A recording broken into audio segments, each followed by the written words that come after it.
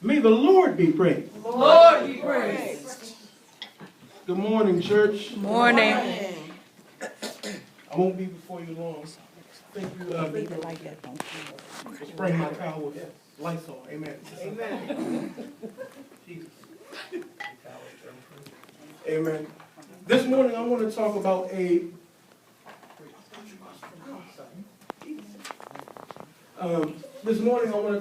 a position that we are all familiar with, whether we know it or not. It's old folks used to say, sitting on a vine. Mm-hmm. Staying on a vine was a way to learn and develop and produce. It goes along with Terry for a while. Basically, the meaning is to sit somewhere and wait and develop and mature until it's time to produce.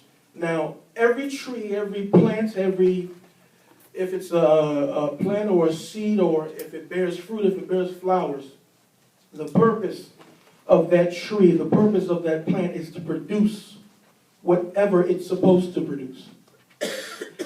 All of us are designed to produce something. Yes. Mm-hmm. Mm-hmm. We are getting back to the stage where we need to produce disciples. Jesus produced apostles who produced other disciples.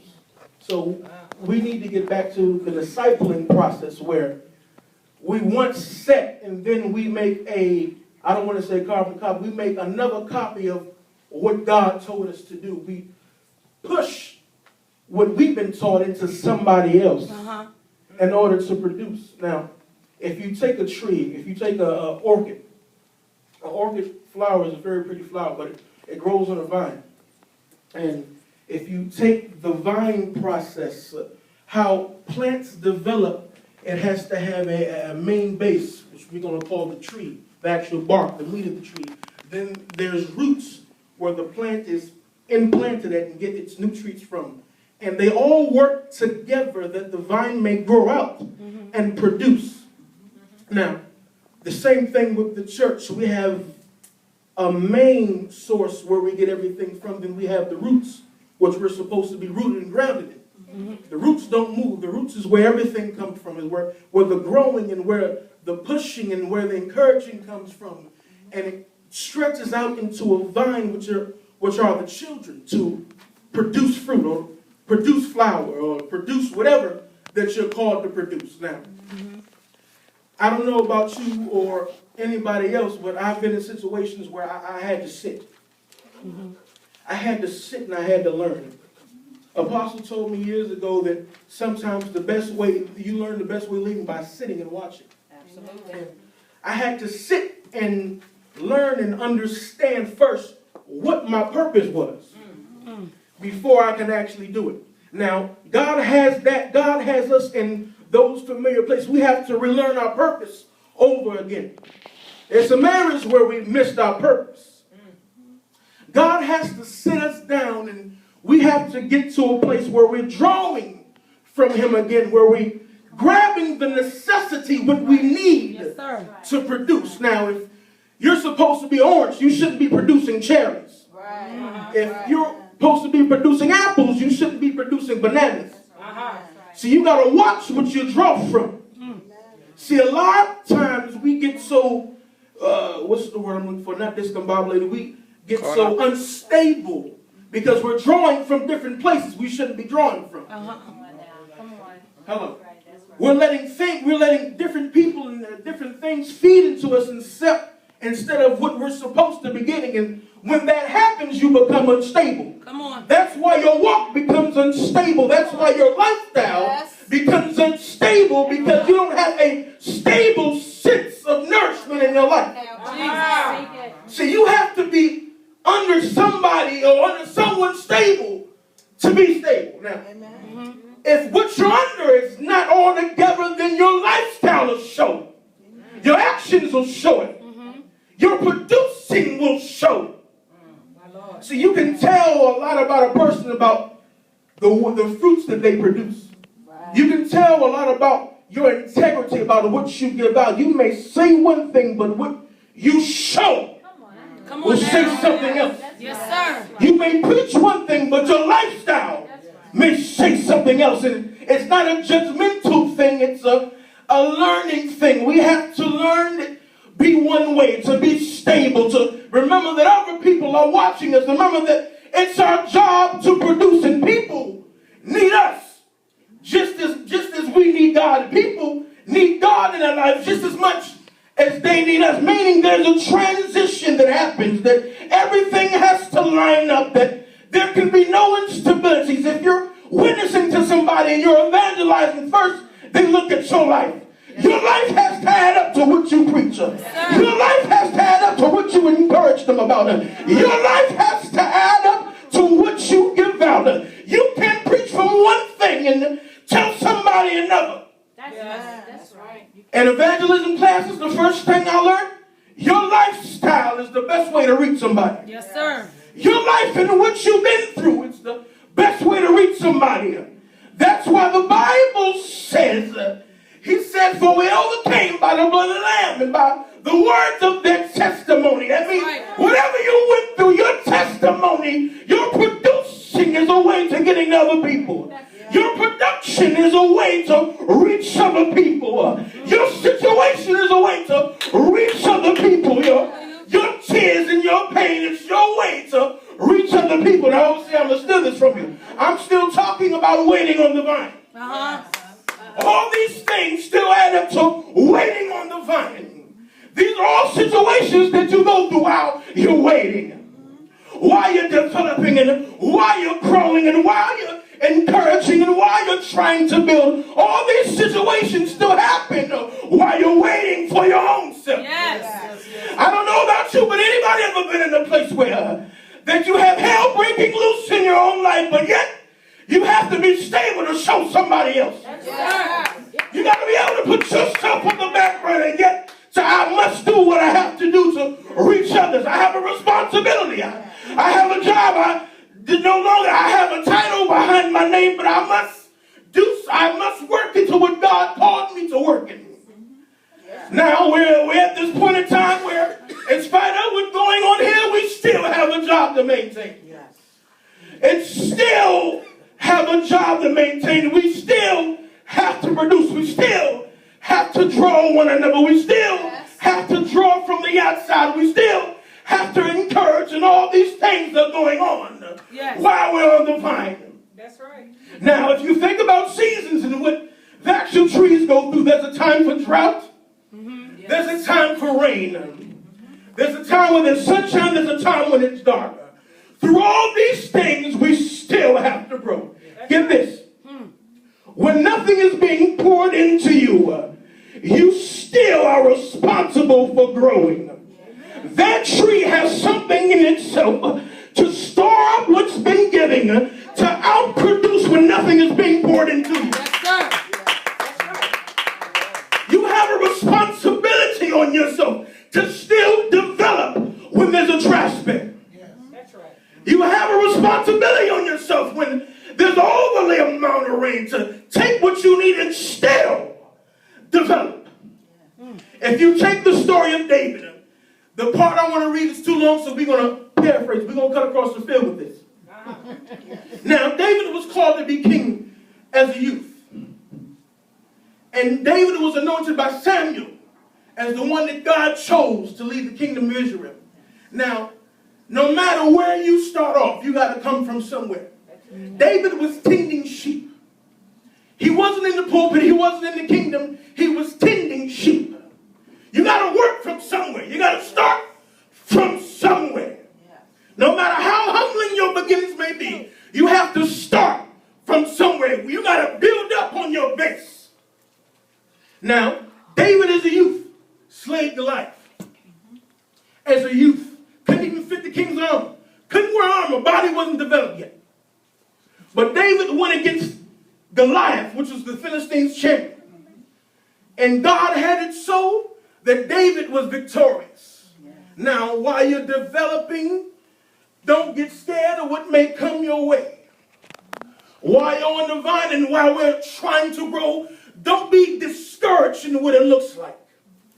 You may not see the promise yet, But baby, we got to hold on until God's promise is called into fruition. Yes, sir. We may see one thing, but we have to speak another.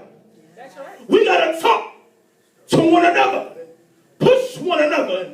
The story goes on that God even used David to play and calm Saul's spirit, because God sent the evil spirit to Saul.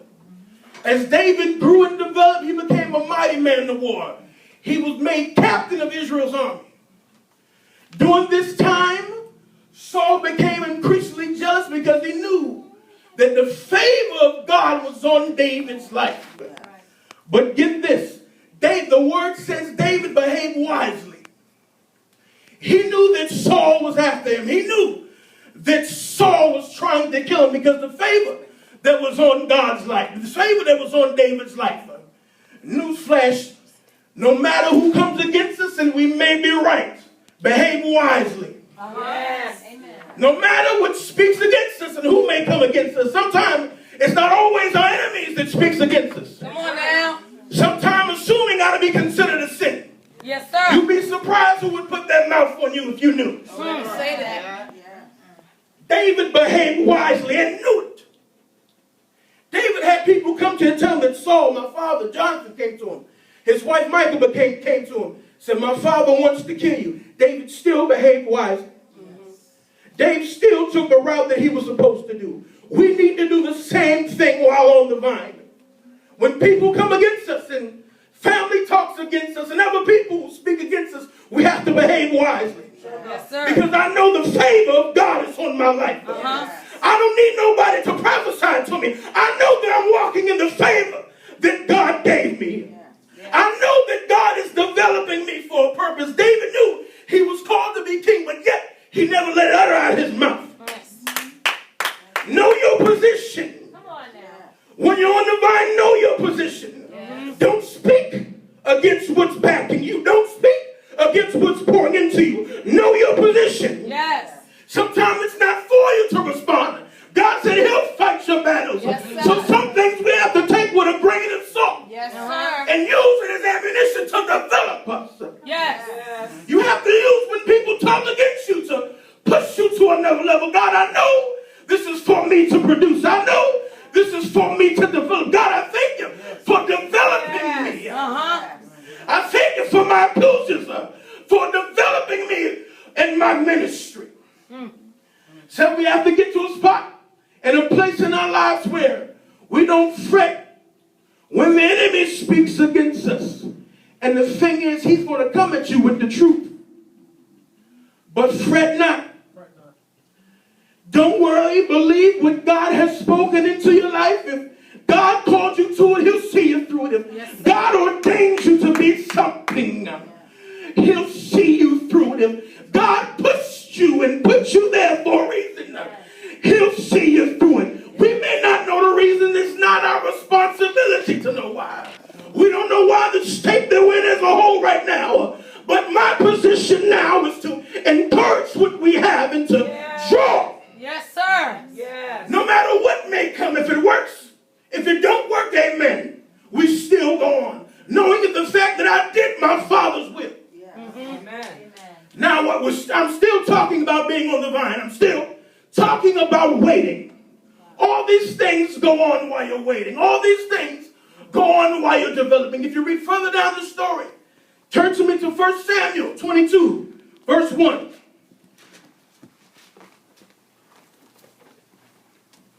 Now, let me catch you up.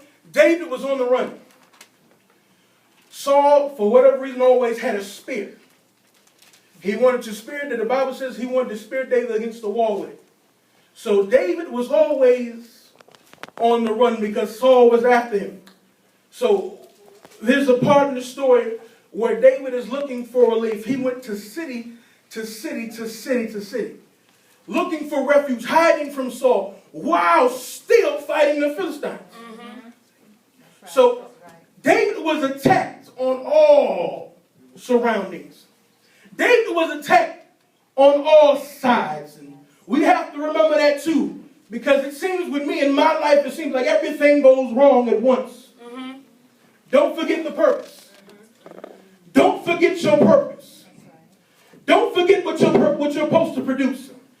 Don't forget what God said to you. Absolutely. In spite of what goes on around you. Absolutely. Don't forget what God instilled into you. Now, David was at war with the Philistines while hiding from Saul. Sometimes we may be fighting against the enemy and worried about who's covering our backs. It's a shame when that happens, but the situation called for it. David had to grow through it. It's the same situations that we're in now. We have to grow through some things. 22:1. David therefore departed thence and escaped to the cave Adullam. Now, Adullam was a cave in the Canaanite city that was used for people seeking refuge. The Bible speaks that it was fortified. That means that there was probably one way in and something blocking the way to come to attack whoever was hiding in it. It was a place of refuge. And, I don't know about anybody else. We have to have a place of refuge. You have to have a place when things go wrong that you can center yourself back. And I need to get myself together. Yes, sir. Before I can continue what I'm doing, I have to center myself to get myself together. Because I'm called to do something. I can't step out and be wrong. That's right. I got to watch what I say because my words have power. So I have to gather myself and sit down and bring myself back in so I can continue to do what God called me to do and be accurate in what I'm doing. And when his brethren and all his father's house heard it, they went down thither to him. Now, his father's house and his brothers, his friends, his kinship, found out where he was. People that were supporting David, that knew Saul was after him. They went down to David in the cave. Go ahead. And everyone that was in distress, and everyone that was in debt. Everyone that was in distress. Now catch this. When normally how it happens, if you're called to do a particular thing, you say if God is using you to restore families and to restore houses, you generally meet other people that have been through what you've been through. That's why we have to use ourselves as an example to evangelize, because you never know who you're going to meet. You never know what the purpose was in your life that you may have to speak to somebody else. So all these people were distressed. They were worried. David was stressed. He was worried because Saul was after him. Go ahead. And everyone that was discontented gathered themselves unto him, and he became a captain over them. Hello. And there were with him about 400 men. Notice. Don't be surprised what God may pull together. God may take the forgotten and make it one remnant. That's right. And become a powerful church. Yes, sir. Newsflash. God will take every one of us who've been through something. Well, family, I know we got our own stories. But God will take all of us who come from hellish backgrounds and put all of us together and make us a mighty group.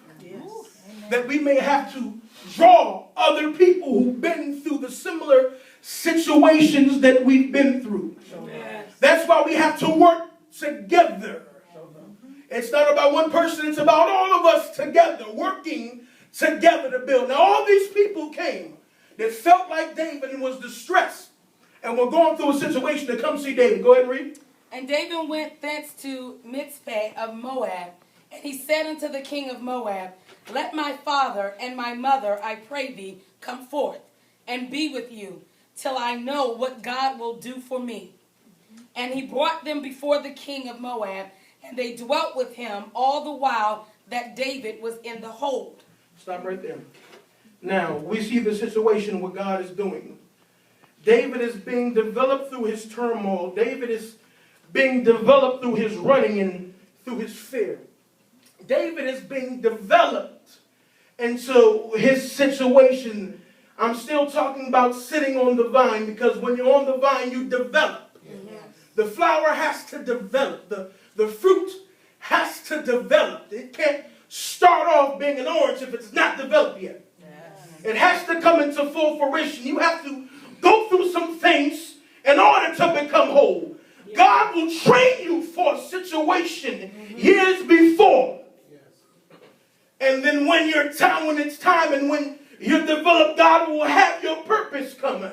we have to be developed in everything that we go through. We have to learn and not weary and not to be upset, but to understand the purpose that why we're going through this situation in order to develop. The purpose is to develop. This situation right here now is for us to develop. We have to develop a mentality of always standing and always abiding and never getting weary because of what we see. We have to understand that when the rain comes, we have to stand through it. And when the drought comes, we have to stand through it. Yes. And when people come, we have to stand through it. We have to be encouraged and willing to develop in all this. Yes. Sometimes it's a hard thing to understand, but there's no out. For some of us, there's no out. For some of us, this is the route that we have to go. For some of us, there's no other choice. He said, I knew you when you was in your mother's womb. Yes, sir. This is what I called you to go through. But don't fret, God is with you. God is with you. There's nothing to fret. Yes, Lord. Turn to me to 1 Samuel 24, verse 1.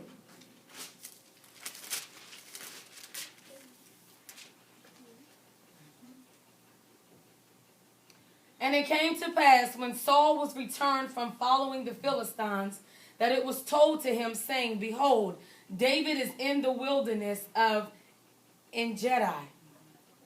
Then Saul took 3,000 chosen men out of all... 3,000. And get one man. Yes. 3,000 to get one man. Sometimes the devil got the load up on some of us, baby. Some of us ain't going to go too easy. You better say that. Hello. You better say that. You're going to have to bring your best, baby.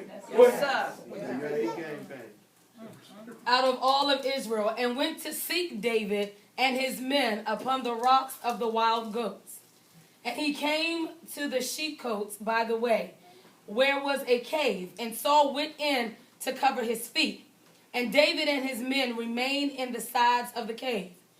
And the men of David said unto him, Behold, the day of which the Lord said unto thee, Behold, I will deliver thine enemy into thy hand. Okay. Now we see the setup. Saul is there. David is there. And one of David's people that was with him said that remind him of a prophecy that God gave him. That your enemies, God will deliver it in your hand. Read on. That thou mayest do to him as it shall seem good unto thee. Then David arose and cut off the skirt of Saul's robe privily. Now pause. David had a chance to kill Saul. This man has been after this dude for about 7 countries. Trying to kill him. Not talk to him, and David didn't do anything wrong. David held his posture. He did what was right. Some of us suffer because we choose not to do wrong. Say that. Some of us get so much hell because we refuse to react the way that the devil think we should. Come on now. Say that. And some of you ought to get to that point, baby. Amen. God, you better say Hello. that. Amen. Yes, sir. Amen. It's a hard thing to restrict yourself when you know that you're right. Yes. And the opportunity presents itself Yeah. Don't take it. Come on now. Jesus. and you don't take it. That's some So growth mad right there, but God that's where we says have that. to be. Yes, sir. Sometimes, and you got to remember that David was under Saul. Sometimes the closest person to you is going to be the one that cuts you the deepest. Don't mean you have to respond. Don't mean you have to respond in a negative way and be vindictive. Come on. That's right. See, there's something we missing. We can't act out of our own hurt. We can't act out of our own scars. Yes, sir. Sometimes we got to take this thing as a learning process. All of us have been hurt, but it's how we deal with it that makes us different. Now, David had a chance to kill Saul. David didn't take the chance well within his right. So David cut his skirt. Now, this man did not feel that blade go across his legs. I don't like when the covers hit me when I'm asleep, so this man doesn't feel a knife go across his legs to get David's skirt, or get Saul's skirt. Go ahead and read. And it came to pass afterward that David's heart smote him, because he had cut off Saul's skirt. And he said unto his men, The Lord forbid that I should do this thing unto my master. So God sent conviction. Amen. Still know your place, baby. That's right. Go ahead. the Lord's anointed, to stretch forth my hand against him, seeing he is the anointed of the Lord. Hello. He's still anointed. He's still anointed. Know your place. You got to watch. See, when you're now, we're still talking about divine. You got to know the process. The roots can't blame branches, and the branches can't blame the roots. There's a different point and a different position that you have to play. So this situation, David didn't take the chance. He felt convicted. This man is still anointed. David, don't curse yourself. That's right. Because of how you feel. Hello. Don't curse yourself while you're on the vine. What's your reaction? That's it. Because of how you feel. We've all been there. Trust me, I've been there too. Don't curse yourself and speak against what God is building in your life. It takes a special type of person to deal, knowing that you're being done wrong, but still go through with a smile. That's the place we have to learn to get to. Yes, sir. We still, while being talked about, while being stepped on, being overlooked, being set apart or whatever, we still have to watch how we deal with stuff. Because God is looking at us, and if you're going to disciple, and if you're called to disciple others, you got to watch what you put out. Yes, sir. You can't put out your hurt. See, we're not making carbon copies of ourselves. We're supposed to show them to God. Yes, that's right. We're supposed to show them to God. They're supposed to be examples in little gods and not little us's. Yes. You can't put so much of your hurt in somebody else that they go out and hurt others. Hurt people. And you start a discipling, a cult of bastards. Not cussing, but people who can't bear proper children. Fatherless. If you look up the meaning of bastard, it's a fatherless child. You send out a nation of them because you weren't dealt with right. You have to watch how you deal when you're on the vine. All these things are coming forth that you may develop. Go ahead and read. Verse 7, so David stayed his servants with these words and suffered them not to rise against Saul. But Saul rose up out of the cave and went on his way. So in spite of what David felt, David corrected the people who was following him. Don't speak against him. I know what he's doing to me, but don't speak against him. Don't you speak against him. Don't feel harsh against him because of what he did to me. Don't speak against him. Go ahead. David arose afterward and went out of the cave and cried after Saul, saying, my lord, the king. And when Saul looked behind him, David stooped with his face to the earth and bowed himself. And David said to Saul, wherefore hearest thou men's words, saying, behold, David seeketh thy hurt? Behold, this day thine eyes have seen how that the Lord hath delivered thee to the day unto my hand in the cave. And some bade me kill thee, but my eyes spared thee. And I wouldn't do it. And I said, I will not put forth my hand against my Lord, for he is the Lord's anointed.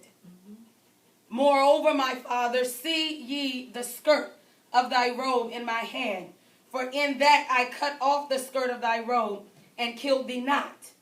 Know thou and see that there is neither evil nor transgression in my hand, and I have not sinned against thee, yet thou huntest my soul to take it. Now, here we are.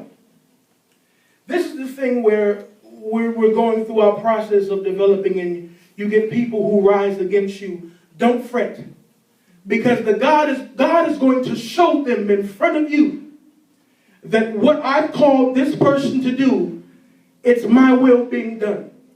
God will show them evidence that this is who I call. David had the evidence in his hand showing Saul's skirt, saying that I could have took the opportunity to smite you, but I didn't. And God moved on Saul then and showed him that David was the rightful king of Israel. Don't speak, don't boast in what you're called to be. God is going to show it.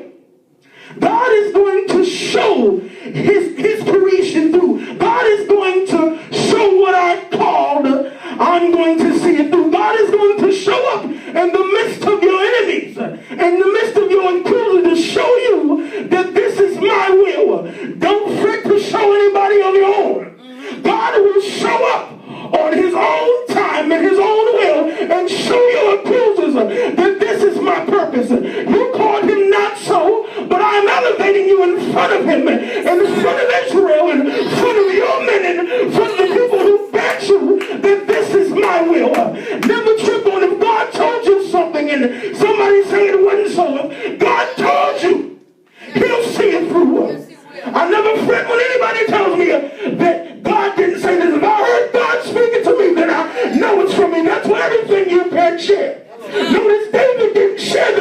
situation. David didn't say that he was meant to be king. David didn't wear it on a shirt. He didn't go around saying it. He stood his position. And God elevated him when it was time. And even so that David was the rightful king of Israel. There was nothing that he can do. Now, when God has his hand in something, there's nothing the enemy can do. When God has his hand in your life, there's nothing the enemy can do. When God has called purpose to be in your life, there's nothing no one can say. There's nothing that the devil can do. There's no standard that can be left against you. There's no word that can be spoken into you. Trust me if you dare. The Bible said, touch my anointing, not to do my prophets no harm. I don't have to rebuke you.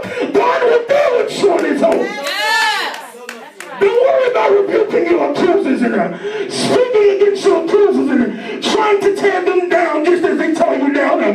God's going to do it on his own. Because I know the state that I'm in now, God is developing me for a great purpose. I know that the anointing on my life is greater than the hell I've been through. I know the anointing on my life is greater than the hell that you want to take me through. Come on now. I know that the anointing that's on my life is greater than the curses you put on me. I know that the anointing that God placed on me is greater than what any devil can be sent. You gotta know your position. When you're standing God's will, you have to take the good with the bad. Everything is not going to be tulips. Everything is not going to be dandies and daffodils. Everything is not going to be good. There's going to come a time when you got to stand on what God said. There's going to come a time when you got to believe. I believe in what you taught me. Sometimes all you have is some belief. I got to believe in what you taught me, God. If you called me to it, just see me through it. God, I'm not worried about when people speak against me. My lifestyle will speak otherwise. You got to let the anointing speak for you. You got to let the anointing be your posture. Even a part of you that wants to get upset and wants to react negative, you got to let the anointing in your life speak for your posture. I'm letting my anointing talk to me. Come on now. I'm letting my anointing be my posture. I'm letting my anointing be my defense mechanism. I'm letting my anointing argue for me. I'm letting the calling that God set on my life be my defense. We have to get to a point where no matter what comes against us, no matter what the situation may look like, no matter the drought, no matter the lack of rain, no matter the lack of water that comes, then we are determined that God called us to be something. This is when encouraging one another happens. I tell my pastor, I said, baby, Susie Owens ain't got nothing on you. You got to encourage one another. Yes, sir. Sidebar, anybody know who Dusty Amato was? I know you know. Dusty Amato was a trainer for Mike Tyson. And Mike Tyson said while Gus was training him, Gus would talk to him and said, you look good. You look good. You're the best. You're the fastest I've ever seen. You're the strongest I've ever seen you. You're getting good. You're looking good. You look good. Mike Tyson said, I don't know why this guy would tell me this. I was just learning. I was just starting off. I didn't know anything. He said, you look good. You're fast. You're getting stronger. You're getting stronger. You're getting stronger. Gus said, I was working on his confidence. Sometimes we got to work on one another's confidence. Sometimes you got to speak life into one another in order to produce. Now, baby, we're not going to die now. We didn't come this far to die. We didn't come this far to lose. We didn't come this far to live now. We didn't come this far to fold. We didn't come this far to lose. Now, baby, we're going to do this. We're going to do this. We're going to develop. We're going to grow. We got to speak to one another. You got to speak to one another. You're going to be healed. Baby, don't worry about when God is going to make you. Don't worry about tomorrow. His God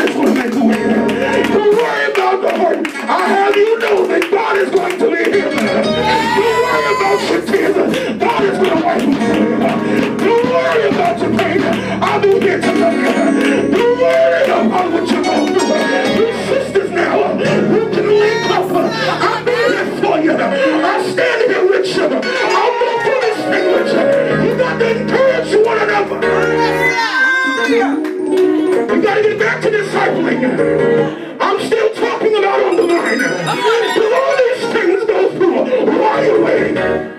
While you're waiting, on God to move, all these things and situations go through your life. You got to remember to encourage one another. Encourage yourself. Speak life to one another. We're so quick with a top down when things don't go the way we think it should. That's why I said assuming I to be a sinner. Who are you to say the way that I'm going about it is wrong? Say that. Come on now. Maybe God is taking me this route for a reason. As long as you line up, you line up. Yes, sir. Come on now. We got to remember that this thing is a process. Nobody gets planted and bloom the next day. That's right. No tree gets planted and bear fruits the next day. Sometimes you have to sit and wait. Sometimes you have to cry a little. Sometimes God is going to have to cut you back. I'm going to have to cut you that you may produce. I'm going to have to cut off the dead leaves. I'm going to have to cut off the dead branches so the beauty of the tree can be shown. I'm going to have to tear down some old limbs so some new ones can grow. I'm going to have to remove some things that she may grow. Newsflash, God got to remove some mess out of our lives in order to produce. God has to remove some limbs in our life so that we can produce. Sometimes the other limbs are in the way. They're choking up the growth of the tree. Sometimes they're dead and they fall off and they may land on something. When you got people that are not trained and you've got people that are working on the wheel, sometimes they'll break off and hurt somebody and take some other stuff with them. Take some other people with them. That's why you got to be careful what you say to one another.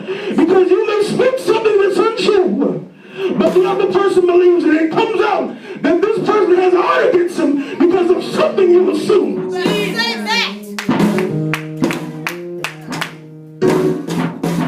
Thank you, Jesus. Thank you, Jesus. We're still on the vine. Yes, sir. We're still developing on the vine. Yes, sir. Don't be discouraged. Don't be discouraged, church. Don't be discouraged in what it is. Hold on. Don't be discouraged in what it feels. Don't be discouraged in what it looks like. Don't be discouraged in we've been here and we've been waiting for so long and I'm still working. Keep working. If you're trying to get a promotion, you keep working. We have to have the same thing when it comes to God. Sometimes we got to keep working. We may not know what we're doing and why. Keep working. Yes, sir. Let's keep going forward. Let's keep drawing. Let's try to produce. Let's produce what's been given to us. Let's give back out what God put in us. Yes. Thank you, Jesus. Thank you, Jesus. Thank you, Jesus. Hallelujah. Father God, in the name of Jesus, God, I ask, oh God, that you would, God, yet deal with us, God. God, that you would yet, God, encourage us. Yes, oh God. God, that you would help us to encourage one another. God, that you would help us, oh God, to build up in one another. God, that you may help us, oh God, to restore, to rebuild your people, oh God, to encourage your people, oh God, to encourage one another, oh God. Help us, oh God, to get to where we need to be in you, God. Help us, oh God, to see our faults, oh God, and to fix our faults, oh God, and to change our faults, oh God. God, we thank you, oh God, for moving. We thank you for your spirit. We thank you for encouragement, oh God. We thank you for sending your anointing, oh God. We thank you for your move, oh God. Master, we thank you for your hand of grace, oh God. We thank you for grace, oh God. God, we thank you for grace being a people. We thank you for grace wiping our tears. We thank you for grace, oh God. Master, we thank you, oh God, for your grace. Thank you, Jesus. For your grace and for your mercy. We thank you, Jesus, God, for your mercy. God, continue to build us up, God. Prepare us for the harvest. Prepare us for the work, oh God. Prepare us, oh God. Whatever your will is, God. Whatever your will is, Master. Help us to follow your will, God.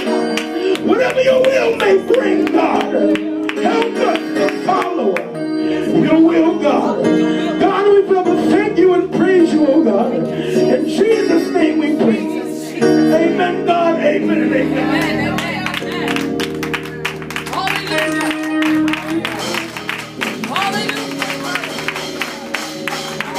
Thank you, Jesus. Hallelujah. Bless your name, Jesus.